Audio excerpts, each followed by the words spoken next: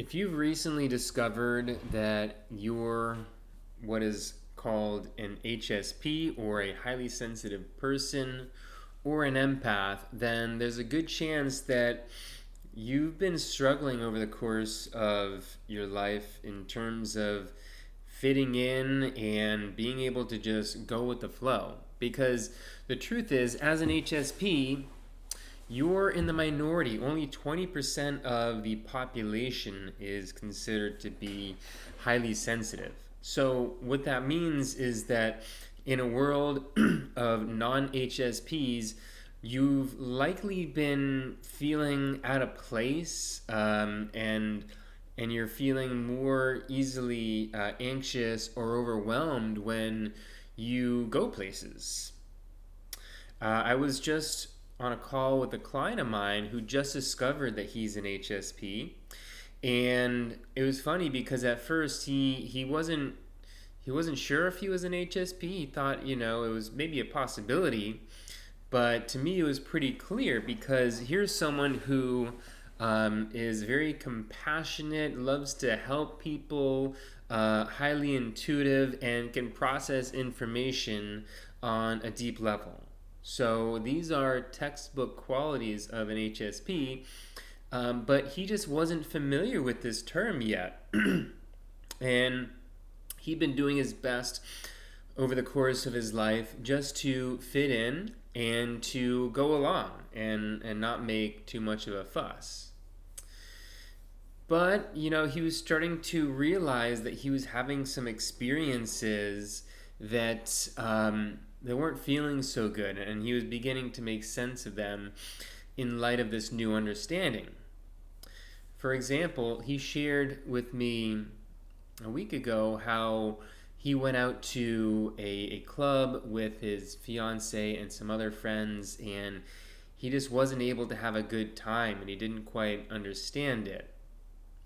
And then most recently, this past weekend, after he had spent some time watching videos and learning about what it means to be an HSP, he went to a show with his fiance and some other friends where he was really noticing these telltale signs of not being in the right environment as an HSP. He started out hanging out in a more intimate setting with a group of people before the show, where he was having a great time and he was showcasing his sense of humor, and he was very at ease. But then, when they went to this venue and he discovered that they weren't going to have a place to assign seats, it was standing room only, and it was pretty tightly packed, and it was loud and noisy and just a lot of other things going on that were not exactly allowing him to feel comfortable. So about 30 minutes in, he's starting to realize, wait a second, this doesn't feel good. I don't like this, and I think it has to do with the fact that I get overwhelmed in these intense environments. And it was interesting because he shared with me what the old him would have done, which was to beat himself up and tell himself, what's the matter with you? Why can't you just, what's wrong with you? Why can't you fit in?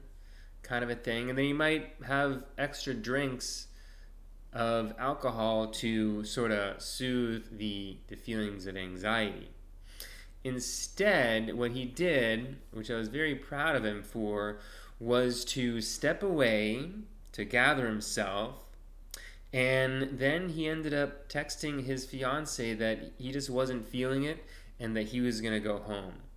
Because there was a whole group of them, everyone else was kind of doing their thing, they were having a good time, but it just wasn't feeling right for him. He didn't want to be there, and so he took it upon himself to excuse himself, which I thought was amazing, a major breakthrough for him.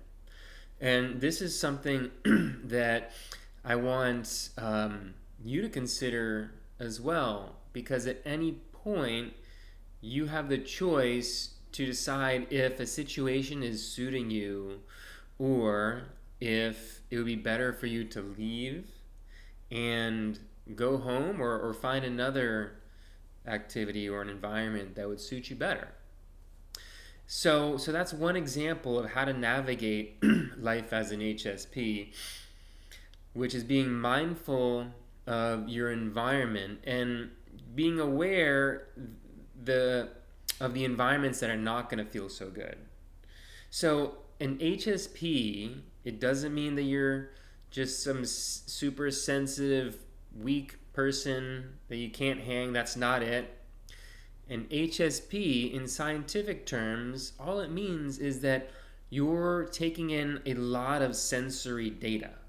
So in any environment, you're just getting so many more inputs than everybody else. So, sounds and sights and anything, tactile, smells, just the overall energy of a group of people or a particular individual, things that anybody would pick up on. Your dial is turned up, so you're picking up on it that much more. So naturally, if there are that many more inputs coming in, your system is likely to be more easily maxed out. And so when it crosses a certain threshold, it goes beyond a level of feeling comfortable and safe, where you can feel at ease and relax and allow your true self to really shine. Instead, it goes beyond this max level to a point of overwhelm, and that's when the nervous system starts to, just kind of bug out a little bit. Now, with that understanding, you also want to realize that the optimal environment for you is one where the sensory stimulation is going to be in a healthy, normal range for you. So going to, a concert, a music concert, a venue, is okay if it's assigned seating and it's sort of a mellow crowd environment, and it's not going to be like crazy loud, and the energy of the people there is not going to be, super frenzied or intense. Something like that would be okay, because you want environments that are more harmonious, peaceful, tranquil, where there's just not, crazy stimulation going on all the time. For me, I always choose places that are outside. Being in nature is very calming and soothing for the nervous system. I live here in Costa Rica, and when I was living on the Caribbean coast, I would find places to work in town, and on one side of the street, you could work from a restaurant that faces the street, the busy street with all the noise and the chaos. That was not good for me. Other people, they did not notice. So I would always choose the other side of the street, where you could find a table that faces the ocean, where you hear the ocean waves, you're feeling the warm breeze, and it's much more quiet and peaceful. I always did my best work in those environments.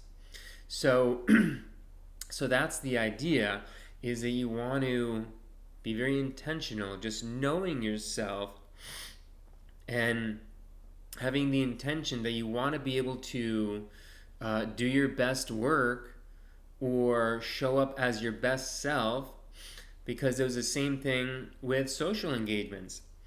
If somebody wanted to get together and get a bite to eat somewhere, I would take it upon myself to suggest the venue. My friend who was not an HSP, they wouldn't care so much, because they're cool with, facing a busy street or facing the ocean. Doesn't make a difference to them. But for me, it made a big difference. So it's important to recognize that, take it upon yourself to be the one to choose the environment and the location. So I would choose those same ocean-facing restaurants. And then we get together for dinner, and it would be very enjoyable for both of us. And it's great for the other person too, because you're in your best mood and state of mind. So the conversation is that much more interesting and dynamic, and because you're so relaxed, they're feeling more relaxed, and it's a win-win. But it doesn't just happen on its own. You don't want to leave this stuff up to chance. And this is how life is for most HSPs who don't yet understand that they're an HSP, that they are 20% of the population, because their whole lives they've just been in this mix of people just going with the flow, which really sounds nice, but it doesn't really work in this context. Because if you're just trying to, do the status quo and just go wherever and not try to make a big fuss out of this or to that, you're going to have these feelings of overwhelm and anxiety. And, like my client, you're going to be feeling really uncomfortable when you're going out with friends. So these are important keys.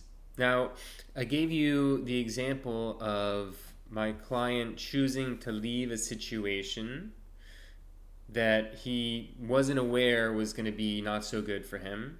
That's always a great move to have in your repertoire. I've done this many times where, I'll show up to an event somewhere not knowing what it was going to be like, and then I know to feel it out first. I get there and I just kind of like look around, walk around, get a sense for who the people, what's the vibe here, what's the venue like, and then determine, does this feel good for me or not?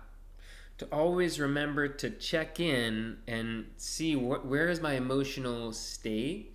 How is this feeling in my body? And am I feeling relaxed and maybe a little bit excited to be here? Or am I like feeling this level of, I don't really know about this. I don't really know about this crowd. I don't really know about all the noise. That's a big one. You show up to a place and there's crazy construction going on right next to it. That can be reason enough to just get out of there. Loud noises, that's a big one for me that can be very unsettling, and I'll just leave unless I can navigate around it and maybe choose a place on the other side of the venue where there isn't loud music. I'll give you another example. There's this coffee shop that some friends and I like to go to on Sundays after this community dance we have here.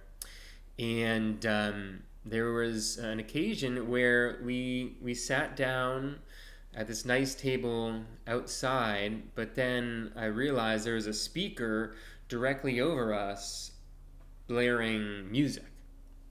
And it was loud enough to the point where I had to really, speak up in order for my friends to hear me. But it was really bothering me because I was so aware of the music that I couldn't relax and just tune into the conversation we were having. Now, my friends, they weren't especially bothered, but I was. And so I just said, hey, listen, would you mind if we, moved to the back there away from the speaker? And they were like, oh, yeah, sure, no problem. And so we moved and settled back in, and I spent the next 2 hours there just having a really great conversation. So sometimes that's really just it. And learning how to speak up, speak your truth, and honor your truth is huge, right? As an HSP, we usually learn to keep it to ourselves, right? Because if we're in the minority, if 80% of people are not going to be having the same experience, We might feel like, oh, there's something wrong with me if I speak up and make a fuss. Like, hey guys, can we move over there? What if somebody gets upset and go, what's your problem, man? Why are you always so sensitive? That's sort of the fear in the back of our mind that can prevent us from speaking up. Because in truth, this may have happened before in our life. These are some of the experiences that we have as a kid when we're around other kids or people that just aren't very respectful or considerate. All it takes is one occasion for someone to call you out for being sensitive or making a fuss to just cause you to zip it for the rest of your life and not feel that level of embarrassment. But that's really, that's not how you want to be showing up as an adult. For one thing, you don't want to ever be around people that are not kind or considerate, that wouldn't allow you to speak your truth. So it's different when you're an adult and you get to choose your friends. Every single one of my friends is generally pretty kind, considerate, compassionate person. I don't spend any time around people that would be bothered if I were to make a personal ask in order for me to feel more comfortable. When you're a kid, you can't really help who you're around, siblings, classmates, and so on. But as an adult, you do. And secondly, you deserve to speak your truth. It's a very good and healthy thing for you and all of your friends, HSP or non-HSP, to be in the habit of speaking up, of saying, hey, I'm not feeling great about this. Could we do something about it? Like, as a general rule, that is the best way to live your life, as opposed to feeling not okay with something and not speaking up. That can be a big problem because your problems are legitimate. Whether somebody is crossing a boundary or you're feeling uncomfortable in a particular environment, it doesn't matter. You're entitled to your experience of feeling not okay with something, and and you really want to speak up about that. So I could go on and on about how to navigate life as an HSP, but this is the idea: is you want to choose your optimal environment, you want to speak up, you want to make requests, you want to leave an environment when not appropriate, and ideally you get in front of this stuff too. So you want to gather information about an event or an experience, a job, an office that you might work in, a person that you may want to date, whatever it is. You want to just get a feel for what sort of experience you could be walking into. And if you get the sense that it's just going to be a little bit too overstimulating, chaotic, noisy, whatever, then you make another choice. And you choose something that's going to be a lot more appropriate for you, that you can relax into and enjoy. So you do these things, and I promise you, your life is going to be so much better, so much easier, and then you can really shine. That's the upside of being an HSP, is that you are an incredibly gifted person. For all these, insecurities that have come up along the way of feeling not good enough, that there's something wrong with you, can't fit in, fussy, etc., etc., you are incredibly gifted. You're capable of being the life of the party because you might have this incredible sense of humor. You might also be the person that everyone loves to turn to when they have something that they're struggling with, because you can really hold space and be empathetic and compassionate. You can process information very deeply.